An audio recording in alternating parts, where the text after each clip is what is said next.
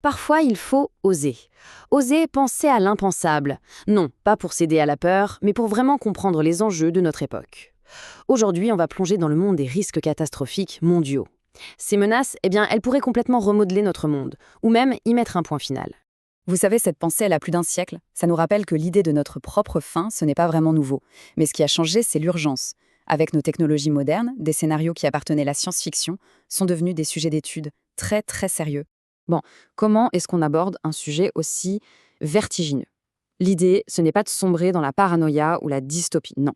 C'est plutôt d'appliquer une rigueur scientifique pour comprendre, pour évaluer et, on l'espère, pour atténuer ces menaces. On a tous plus ou moins entendu parler de l'horloge de l'Apocalypse, ce fameux symbole créé juste après la Seconde Guerre mondiale. Eh bien aujourd'hui, cette idée a bien évolué. C'est devenu un véritable champ d'études, très systématique, qui analyse l'ensemble des risques qui nous guettent, bien au-delà de la seule menace nucléaire. Pour y voir plus clair dans tout ça, la première chose à faire, c'est de mettre un peu d'ordre. Il nous faut un cadre, une sorte de carte pour pouvoir naviguer dans ce paysage qui est, il faut l'avouer, complexe et souvent un peu intimidant. Alors, qu'est-ce que ça veut dire au juste un risque catastrophique mondial? La définition est assez simple. C'est un événement qui a le potentiel de causer des dommages à l'échelle de la planète entière. On ne parle pas d'une inondation ou d'un tremblement de terre localisé, mais de quelque chose qui affecterait l'humanité dans son ensemble. Ok, ce graphique est vraiment la clé pour tout comprendre. Il classe les catastrophes sur deux axes. D'un côté, l'intensité du dommage, à quel point c'est grave, et de l'autre, la portée, c'est-à-dire le nombre de personnes touchées. Par exemple, un accident de voiture, c'est une intensité maximale, mais une portée très limitée. À l'opposé, une pandémie comme la grippe espagnole, ça a une portée mondiale avec une intensité tragique. Et c'est là, dans le coin en haut à droite, que se cachent les risques les plus effrayants. Maintenant, si on zoome sur ce fameux coin en haut à droite, on trouve ce qu'on appelle les risques existentiels. Là, on est dans la catégorie la plus grave qui soit. Il s'agit de menaces dont on ne pourrait tout simplement jamais se relever.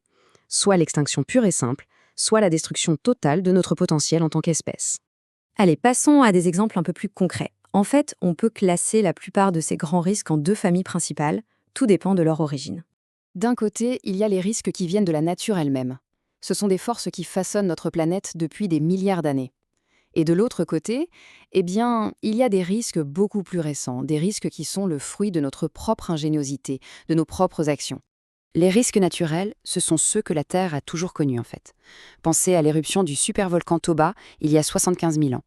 Certaines théories disent que ça a plongé la planète dans un hiver volcanique et réduit la population humaine à seulement quelques milliers de personnes. On a frôlé l'extinction. Et puis il y a les autres, les risques dits anthropiques, ceux qu'on s'est créés tout seul et principalement au cours du siècle dernier. La guerre nucléaire, une intelligence artificielle qui nous échapperait, des pandémies créées en laboratoire. D'une certaine manière, notre propre pouvoir est devenu l'une des plus grandes sources de danger. Mais alors, une question se pose. Pourquoi est-ce qu'on a autant de mal à prendre ces menaces au sérieux? La réponse, en fait, elle se trouve en partie dans notre psychologie, dans la façon dont notre cerveau est programmé pour évaluer un danger. Oui, pourquoi?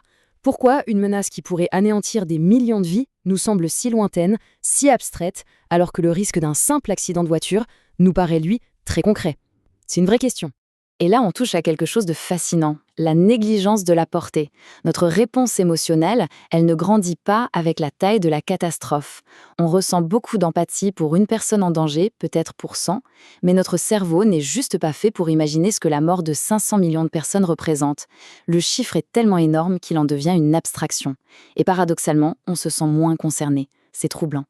Pour finir, prenons un peu de hauteur. Essayons de placer notre petite époque dans un contexte beaucoup plus vaste, cosmique même. 1 milliard d'années, c'est ce que les scientifiques estiment être la durée de vie restante de la Terre en tant que planète habitable. C'est un chiffre qui donne le vertige. C'est l'immense futur qui est potentiellement devant nous. Un futur rempli d'un potentiel qu'on commence à peine à imaginer. Et ça nous amène à cette citation de l'astronome Martin Rees qui est vraiment percutante.